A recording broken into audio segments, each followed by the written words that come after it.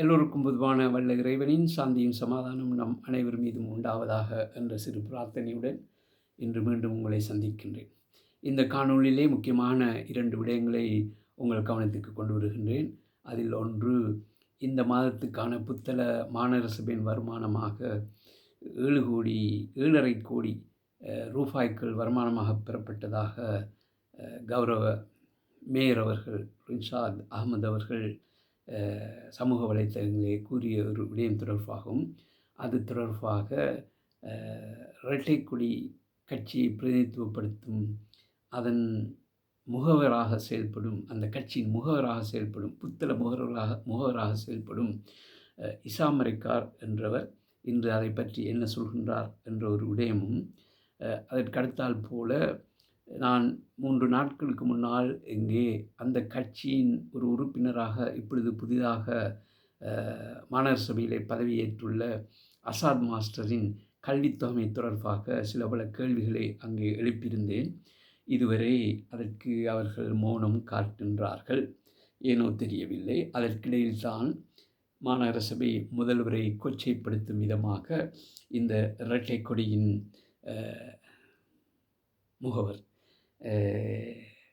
மாநகர சபை இப்படி சொல்லியது, 7,5 கோடி ரூபாய் வருமானம் என்று சொல்லியது ஒரு பொய், அல்லது அந்த பெருமைக்குரியவர் இவர் அல்ல, அந்த ஒரு விடயத்தை சமூகத்துக்கு கொண்டு வந்த இன்னொருவர், அதாவது ஓஏ அலிகான் என்ற இன்னொரு உறுப்பினர் என்று இப்பொழுது சொல்லிக் கொண்டிருக்கின்றார். முதலில் நாம் இடையிலே நிறுத்தப்பட்ட அந்த கல்வி சம்பந்தமான அசாத் மாஸ்டர் உடைய கல்வி சம்பந்தமான விடயத்தை கவனித்துவிட்டு அதற்கப்புறம் இந்த சர்ச்சைக்குரிய 7,5 கோடி ரூபாய் சம்பந்தமாக கதைப்போம். இதில் முக்கியமாக நான் சொல்ல வரும் விடயம்தான், உங்களுக்கு தெரிந்திருக்கும் திருக்குறளிலே வள்ளுவ பெருந்தகை அவர்கள் கூறுகின்றார்கள், மயிர் நீர்ப்பின் வாளா கவரிமான் அன்னார் உயிர் நீர்ப்பர் மானம்பரின். அதாவது அப்படி என்று, அதாவது மானினத்திலே கவரிமான் என்ற ஒரு இனம், ஒரு வகை இருக்கின்றது. அந்த கவரிமான் என்பது தன்னுடைய மேனியில் உள்ள ஒரு மயிர் உதிர்ந்தால் கூட அது வாழ்க்கையில் ஒரு பிடிப்பில்லாமல் தன்னுடைய உயிரை மாய்த்து கொள்ளுமாம். அப்படியான நிலை கொண்டவர்கள் மனிதர்களிலும் இருக்கின்றார்கள். அவர் யாரென்றால், தங்களுக்கு அவமானம் ஏற்படும் போது தங்களுடைய உயிரை மாய்த்து கொள்வார்கள். ஆகவேதான் அவர் இப்படி சொல்கிறார், மயிர் நீர்ப்பின் வாளா கவரிமான் அன்னார் உயிர் நீர்ப்பர் மானம் வரின். இங்கே யாரையும் நான் தற்கொலை செய்து கொள்வதற்கு உந்தவில்லை, ஆலோசனை வழங்கவில்லை. மாறாக இந்த மானத்தின் பெருமதியை சொல்வதற்கே இந்த வள்ளுவ பெருந்தகையின் இந்த குறுங்கவிதை திருக்குறளில் ஒன்றை உங்களுக்கு சொல்லி காட்டியுள்ளேன். இப்பொழுது விடயத்துக்கு வருவோம். நேற்று லண்டனிலே ஒரு இறப்பு சம்பவம் நடந்தது. அங்கே அவருடைய வீட்டிலே ஒருவர் இறந்து கிடக்கின்றார். அது அநேகமாக தற்கொலை என்றே நம்பப்படுகின்றது. இந்த தற்கொலைக்குரியவர், தற்கொலை செய்து கொண்டவர் 41 வயது நிரம்பிய கேம்பிரிட்ஜ் பல்கலைக்கழகத்தின் ப்ரொஃபஸர் ஜான்சன் ஆர்லே என்று அழைக்கப்படும் ஒரு ஆப்பிரிக்க பின்புலத்தை கொண்டவர். 41 வயது. இவர் ஒரு ப்ரொஃபஸர். இவருக்கு எதிராக ஒரு குற்றச்சாட்டு எழுந்திருந்தது மாணவர் சமூகத்துக்குள்ளும் கல்வி வட்டாரத்துக்குள்ளும். இவர் தன்னுடைய கலாநிதி படிப்புக்கான பட்டத்தை பெறும் பொழுது, அதாவது கலாநிதியாக வந்த பொழுது, அதாவது PhD எடுக்கும் பொழுது, இவர் பேஜரிசம் ஒன்றை செய்துள்ளார். அப்படி என்று, அதாவது படைப்பு திருட்டு அல்லது கருத்து திருட்டு செய்தே தன்னுடைய இந்த முனைவர், அதாவது கலாநிதி பட்டத்துக்கான அந்த தீசிஸ் என்று சொல்வார்கள் இல்லையா, ஒரு படைப்பை அவர் கொடுக்க வேணும். இன்ன தலையங்கத்தில் நான் இது சம்பந்தமாக ஆராய்ந்து செய்த கட்டுரை இதோ இருக்கின்றது என்று கொடுக்க வேணும். தீசிஸ் என்று சொல்வார்கள். அது மாஸ்டர்ஸ் டிகிரி செய்யும் பொழுதும் அதை செய்வார்கள். முக்கியமாக இந்த PhD கலாநிதி பட்ட படிப்புக்கும் இதை கட்டாயம் செய்வார்கள். அவர் தீசிஸ் சமர்ப்பிக்கும் பொழுது அதிலே பேஜரிசம் என்று நம்ம ஊரிலே சாதாரணமாக சொல்வார், கள்ளக்குப்பி அடித்தல் என்று. இன்னொரு பார்த்தெழுதுதல் அல்லது ஏற்கனவே உள்ள சில விஷயங்கள் அந்த குறிப்பிட்ட அனுமதி இல்லாமல் அதிலிருந்து திருடி தன்னுடைய இந்த ஆராய்ச்சி கட்டுரைக்கு அதை உள்ளீடாக போடுவதைத்தான் பேஜரிசம் என்று சொல்வார்கள். இந்த குற்றச்சாட்டிலே தான் அவர் தன்னுடைய முனைவர் பட்டத்தை பெற்றுள்ளார். இப்பொழுது இவர் அதே பல்கலைக்கழகத்தில் ப்ரொஃபஸராக இருந்து கொண்டிருக்கின்றார், கேம்பிரிட்ஜ் பல்கலைக்கழகத்திலே. ஆகவே அவருடைய பட்டமெல்லாம் கேள்விக்குரியது என்ற ஒரு பிரச்சனை வரும் பொழுது அதை சரியான முறையில் அந்த கேம்பிரிட்ஜ் பல்கலைக்கழகம் ஆராய்வுக்கு உட்படுத்தி அவர் தொடர்பாக விசாரணைகள் பல நடத்தி அவர் குற்றம் அற்றவர் என்ற தீர்ப்பை அளித்து விட்டார். அதாவது அவர் தன்னுடைய முனைவர் பட்டத்துக்கு பிஹெச்டி அந்த தரத்துக்கு அவர் தன்னுடைய ஆராய்ச்சி கட்டுரை சமர்ப்பிக்கும் பொழுது அவர் இப்படியான கருத்து திருட்டை அல்லது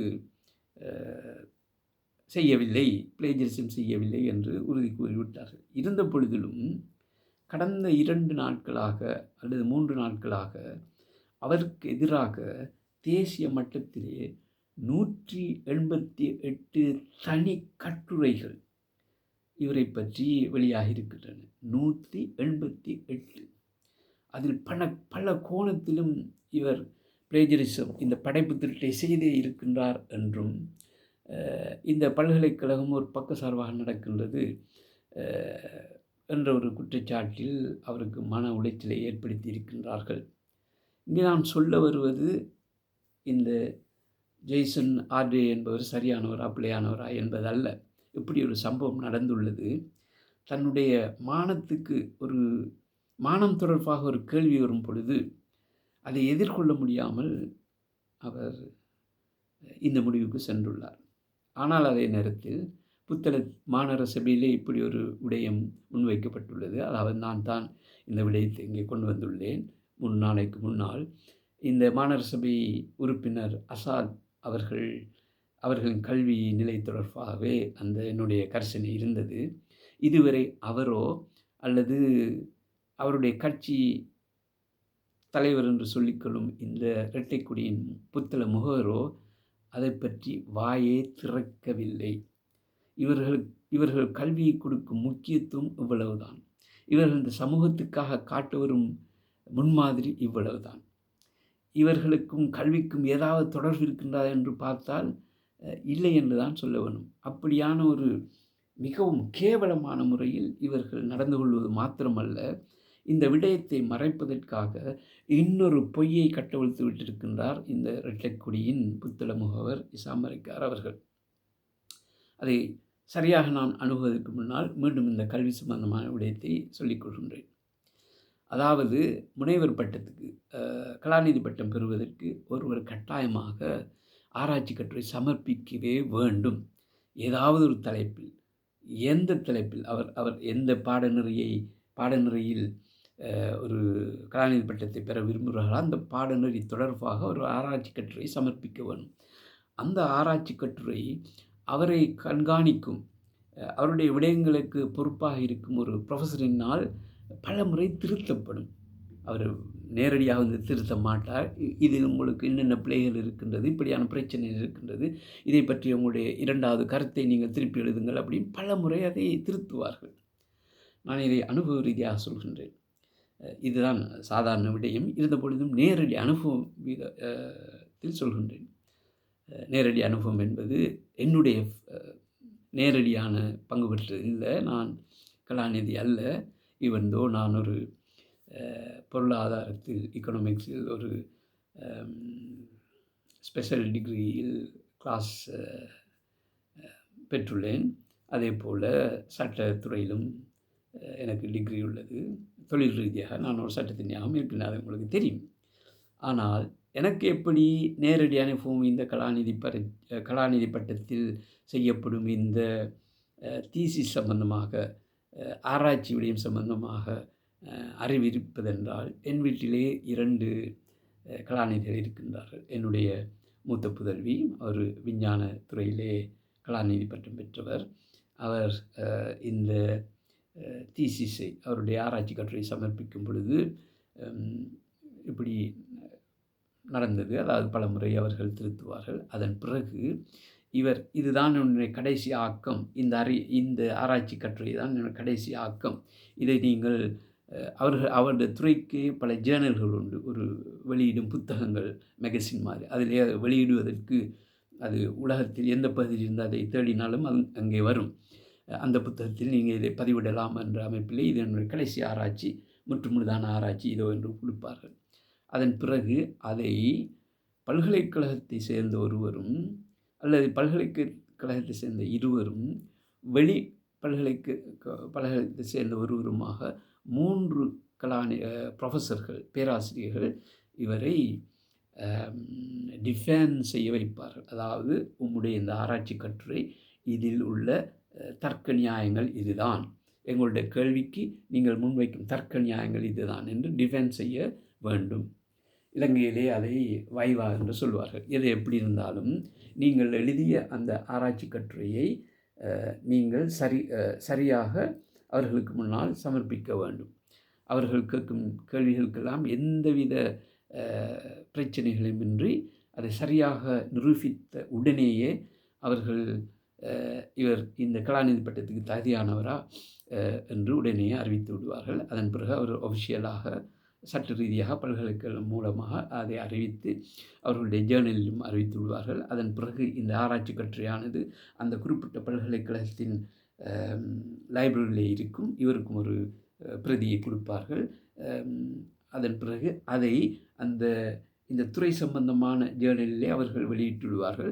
உலகத்தில் எந்த பல்கலைக்கழகமானும் யாரும் அதை சர்ச் பண்ணி தேடி படித்து கொள்ளலாம். இப்பொழுது எனக்கு கேள்வி, இந்த அசாத் ஆசிரியர் அவர்கள் எந்த துறையில் அந்த கலாநிதி பட்டத்தை பெற்றார்? அவர் செய்த ஆராய்ச்சி கட்டுரையின் தலைப்பு என்ன? அதன் ஒரு பிரதியை ஆக குறைந்த புத்தளம் மாநகர சபையின் வாசிகசாலையிலே, பொது வாசிகசாலை வைத்தால் கூட பிற்கால மாணவர்களுக்கு அது ஒரு மிகவும் பெருமதியாக இருக்கும் என்ற ரீதியில் மீண்டும் அவரிடம் நாம் கேட்டுக்கொள்வது, தயவு செய்து அசாத் ஆசிரியர் அவர்களே, உங்களுடைய அந்த ஆராய்ச்சி கட்டுரையை, எந்த தலைப்பில் உள்ளது அந்த ஆராய்ச்சி கட்டுரை, அதன் பிரதி எங்கே கிடைக்கும்? உங்களை பரிச்சித்த ப்ரொஃபஸர்மார்களின் பெயர் என்ன என்ற விடயங்களை நீங்கள் சொல்ல வேண்டும். அல்லது நீங்கள் சார்ந்த கட்சியின் புத்தள முகவர் இசாமரிக்கார் அவர்கள் சொல்ல வேண்டும். என்னுடைய மூத்த மகள் ஒரு கலாநிதி என்பதை இங்கே சொல்லிக்கொள்கின்றேன். அடுத்ததாக என்னுடைய இளைய மகளின் கணவர், அவரும் ஒரு கலாநிதி. அவருடைய ஆராய்ச்சி கட்டுரை பிரதியும் கூட எங்களுடைய வீட்டில் இருக்கின்றது. அதே போல் என்னுடைய 2வது மகளின் மாஸ்டர்ஸ் டிகிரிக்கான ஆராய்ச்சி கட்டுரை கூட இருக்கின்றது. அது ஒரு இன்ட்ரெஸ்டிங்கான, ஆங்கில இலக்கியத்தில் அவர் மாஸ்டர் முடித்தவர். அவர் எடுத்துக்கொண்ட அந்த ஆராய்ச்சி தான் மேல் நாட்டு இலக்கியங்கள் எவ்வாறு ப்ரொஃபட் முகமது அவர்களை, இஸ்லாத்தின் இறுதி தூதர் முகமது அவர்களை சித்தரிக்கின்றது. எவ்வாறு இந்த முகமது என்ற இந்த ஒரு மாபெரும் ஒரு ஃபிகரை, ஒரு ஒரு மாபெரும் ஒரு பிம்பத்தை, ஒரு ஆளுமையை எவ்வாறு தங்களுடைய இலக்கியம் மூலமாக சிறுமைப்படுத்துகின்றார்கள் என்றுதான் அவருடைய அந்த ஆராய்ச்சி கட்டுரையின் தலைப்பு.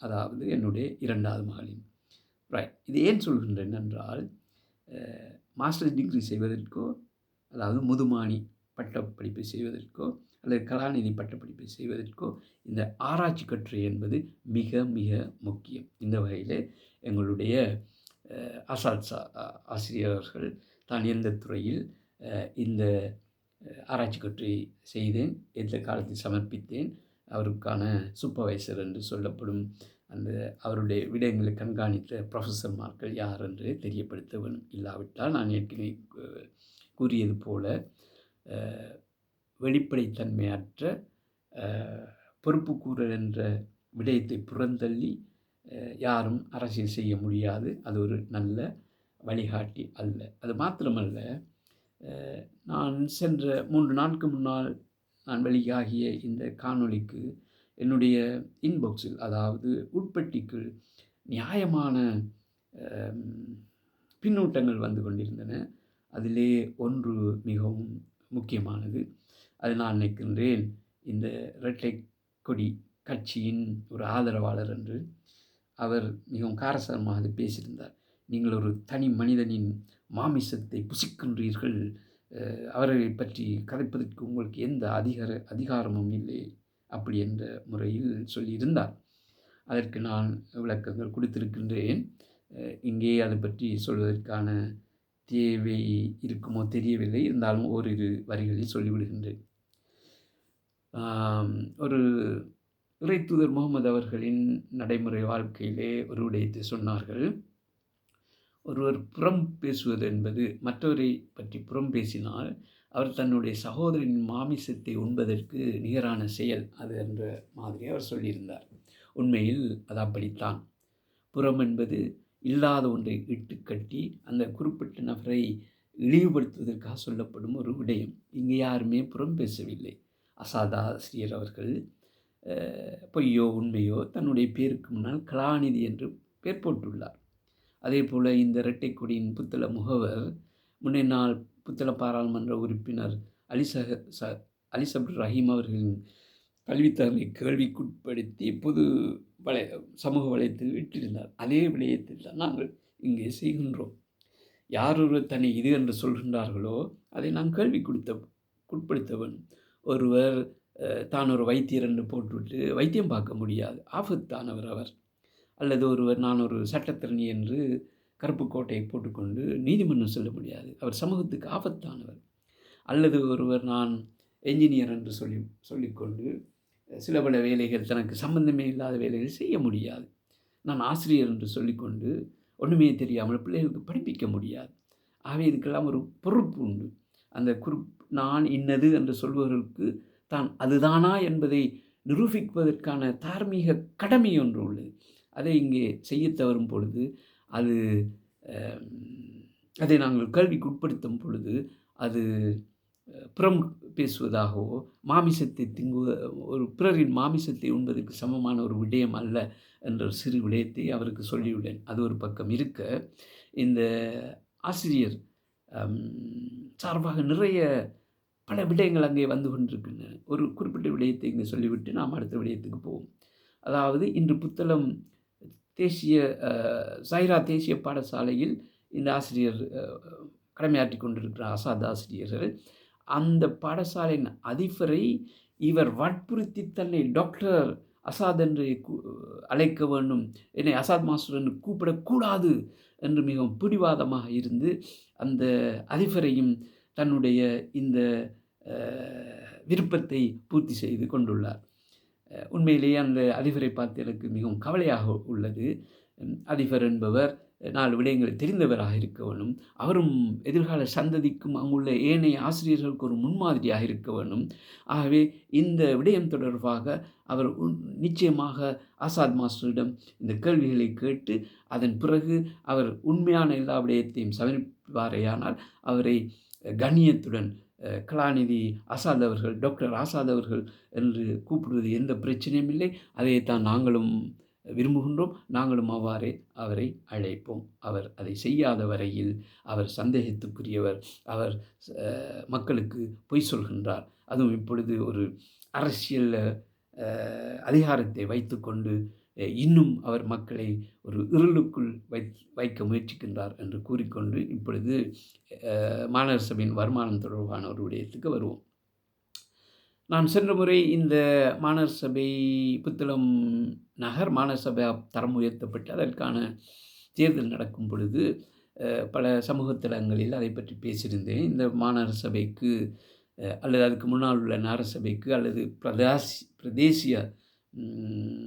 பிரதேச சபைக்கு கிடைக்க வேண்டிய வருமானங்கள் முக்கியமான ஒன்றுதான் இந்த முத்திரை வரி என்பது. அதாவது அந்த சபைகளின் நிர்வாக பகுதிக்குள் உள்ள சொத்துக்கள், தனியாரின் சொத்துக்கள் இன்னொருவருக்கு பெயர் மாற்றம் செய்யப்படும் பொழுது அதற்காக பாவிக்கப்படும் இந்த முத்திரை வரியை இந்த சபைகள் தங்களுக்குள்ளதாக அவற்றை பெற்றுக்கொள்வதற்கு சட்டம் அனுமதிக்கின்றது. இது யாரையும் தட்டி பறிக்க முடியாது. அந்த வகையில் புத்தள மாநகர சபையும் அதையே செய்து இந்த மாதத்துக்கான வருமானமாக 7.5 கோடி சம்பாதித்துள்ளதாக காட்டியிருக்கின்றார். அதில் எந்த பிழையும் இல்லை.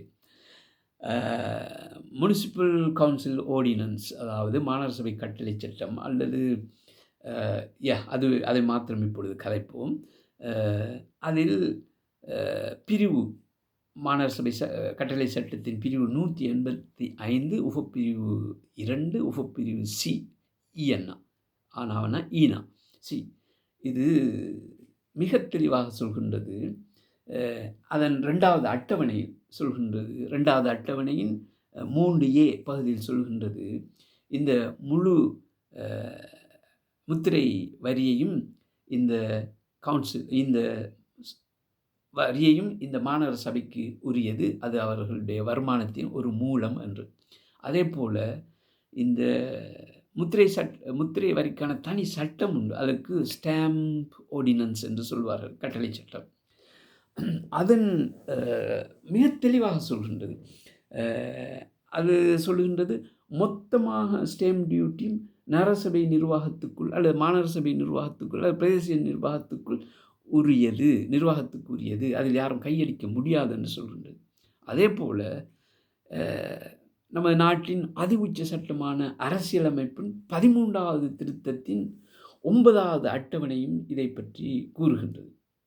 இன்னும் பல சட்டங்களும் இதை பற்றி கூறுகின்றன. ஆகவே நாங்கள் இங்கே தெளிவாக விளங்கிக் கொள்ள வேண்டிய விடயம், மாநகர சபை கட்டளை சட்டமும் இன்ன பல சட்டங்களும் இந்த முத்திரை வரியை மாநகர சபைக்கும் ஏனைய சபைகளுக்கும் உரியதாக இங்கே பிரகடனப்படுத்துகின்றது. அதில் எந்த சந்தேகமும் எங்களுக்கு தேவையில்லை. இப்பொழுது கேள்வி, நான் இதை ஏன் சொல்கின்றேன் என்றால், மாநகர சபை முதல்வர் ரின்சாத் அவர்கள் தன்னுடைய முகநூல் பக்கத்தில் அல்லது சமூக வலைத்தளத்தில் இந்த மாதம் மாநகர சபை 7.5 கோடி ரூபாய் சம்பாதித்துள்ளது என்ற ஒரு விடயத்தை சொல்லி, அது இந்த மாநகர சபையின் ஒரு அடைவாக சொல்லியிருந்தால் அது எந்த பிரச்சனையும் இல்லை, அதுதான் உண்மையும் கூட. ஆனால் இந்த இரட்டைக்குடியின் புத்தள முகவர் இசாமரைக்கார் அவர்கள் இந்த ஒரு விடயம் இந்த மாநகர சபைக்கு கவனத்துக்கு கொண்டு வந்தது ஏஓ அலிகான் அவர்கள் என்றும், ஆகவே அவருடைய பேரை மறைத்துவிட்டு இவர்கள் இப்படி மாநகர சபை முதல்வரின் முயற்சியினால் இது வந்தது என்றும் சொல்கின்றார். இது பச்சை பொய் என்ற விதத்தில் முதல்வரை மானபங்கப்படுத்துவதற்கு ஏதோ இதெல்லாம் சொல்லி கொண்டிருக்கின்றார். நான் மீண்டும் உங்களுக்கு சொல்கின்றேன், அப்படியானால் இந்த இரட்டைக்குடியின் முகவருக்கு இப்படி ஒரு சட்டம் இருப்பதும் தெரியவில்லை. ஏனென்றால் அவர் இதுவரையும் மாநகர சபைக்கு அதை பற்றிய அறிவுறுத்த செய்யவில்லை. அதே போல் இப்பொழுதுதான் ஏஓ அலிகான் அவர்கள் இதை பற்றி சொல்வாராக இருந்தால், அவர் ஏற்கனவே புத்தளம் நகர சபையாக இருக்கும் பொழுது உதவி மேயராக உதவி பிதாவாக நகர பிதாவாக கடமையாற்றியவர், நீண்ட நெடுங்காலம் சபையின் உறுப்பினராக இருந்தவர், இந்த சபையிலும் கூட ஒரு வருடத்துக்கு மேல் இருந்து விட்டார். இதெல்லாம் விட்டுவிட்டு இப்பொழுதுதான் ஏஓ அலிகான் அவர்கள் இந்த விடயத்தை மாநகர சபை கவனத்துக்கு கொண்டு வந்து இப்படி ஒரு வருமானத்தை ஈட்டுவதற்கான முயற்சியை செய்து கொடுத்தவர் என்ற ஒரு பிம்பத்தை ஏற்படுத்துவதன் மூலம் நேரடியாகவும் மறைமுகமாகவும் எங்களுடைய மாநகர முதல்வர் ரின்சாத் அவர்களுக்கு ஒரு அவகீர்த்தியை ஏற்படுத்தும் விதமாக இந்த இரட்டைக்குடியின் புத்தள முகராகிய இசாமரைக்கார் செயல்பட்டு கொண்டிருப்பது மிகவும் அருவருக்கத்தக்க ஒரு விடயமாகும். இது எப்படி இருந்த பொழுதிலும் இந்த கல்வி தொடர்பான அவருடைய கட்சியில் இன்று புத்தளம் உறுப்பினராக இருக்கும் அசாத் ஆசிரியர் அவர்கள் உண்மையிலேயே ஒரு ஆசிரியராக பொதுமக்கள் வழிகாட்டுபவராக இருந்தார். ஒரு மாநகர சபையின் பிரதிநிதியாக புத்தள மக்களுக்கு வழிகாட்டுவராக இருந்தால், எதிர்கால படித்த சமூகம் ஒன்றை உருவாக்க வேண்டும் என்று கனவில் இருப்பாரையாக இருந்தால், அவர் மாணவர்களை ஊக்குவிப்பார்களாக இருந்தால், அவர்கள் கலாநிதி தரத்துக்கு முன்னேற வேண்டும், நிறைய படிக்க வேண்டும் என்று ஊக்குவிப்பார்களாக இருந்தால், நிச்சயமாக தன்னுடைய நிலைப்பாட்டை தான் எவ்வளவு தூரம் இந்த கல்வியில் அவர் அடைந்த அடைவு மட்டத்தை வெளிப்படையாக எந்தவித காய்தல் ஊதலும் இல்லாமல் இங்கே மக்களுக்கு வெளிப்படுத்த வேண்டும் என்று மீண்டும் விடயமாக கேட்டு விடைபெறுகின்றேன். இதுவரை அமைதியாக நீண்ட இந்த காணொளியை அமைதியாக பார்த்தும் கேட்டும் உங்களுக்கு சலாம் கூறி விடைபெறுகின்றேன். அஸ்ஸலாமு அலைக்கும் வரஹ்மத்துல்லாஹி வபரகாத்துஹு.